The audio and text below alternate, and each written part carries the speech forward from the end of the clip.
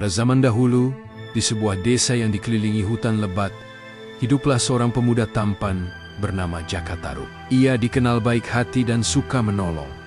Tapi hidup sebatang kara setelah kedua orang tuanya tiada. Suatu hari, saat mencari kayu bakar di hutan, Jaka Tarub mendengar suara tawa merdu dari arah telaga.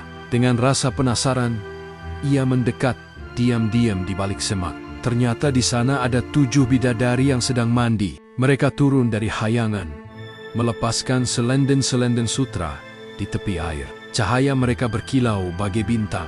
Jaka Tarub terpana melihat keindahan mereka, terutama satu bidadari yang paling cantik bernama Nawang Wulan. Hatinya bergetar kagum. Tiba-tiba muncul ide nakal di hati Jaka Tarub. Ia mengambil selendang Nawang Wulan yang diletakkan di batu besar. Saat waktu mandi usai, ke-6 bidadari lainnya terbang kembali ke langit. Namun Nawang Wulan tidak bisa, karena selendangnya hilang. Dengan wajah sedih, ia menangis di tepi telaga. Bagaimana aku bisa pulang ke kahyangan tanpa selendangku? Maaf, siapakah engkau? Mengapa sendirian di hutan? Jaka Tarub pura-pura tidak tahu apa yang terjadi. Ia mengajak Nawang Wulan ke rumahnya dan menawarkan tempat tinggal sementara. Karena kebaikan hati Jaka Tarub, Nawang Wulan pun setuju tinggal bersamanya. Hari berganti minggu, minggu berganti bulan. Keduanya pun jatuh cinta dan menikah.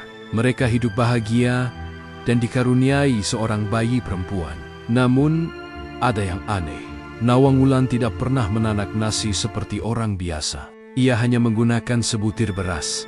Dan anehnya, itu cukup untuk makan sekeluarga. Jaka Tarub penasaran. Ia berjanji tak akan mengintip rahasia istrinya.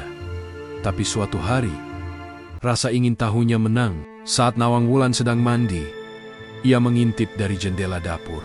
Ternyata rahasianya adalah sihir dari hayangan. Karena rahasianya terbongkar, Nawang Wulan kehilangan kekuatannya. Suamiku, kini aku tak lagi sakti. Aku harus menanak nasi seperti manusia biasa. Hari-hari berlalu dengan damai. Hingga suatu ketika Nawang Wulan menemukan selendangnya yang dulu disembunyikan Jaka Tarub di lumbung padi. Jadi, selama ini kau yang mengambil selendangku? Jaka Tarub terdiam, menyesal dan tak bisa berkata apa-apa. Aku harus kembali ke kahyangan.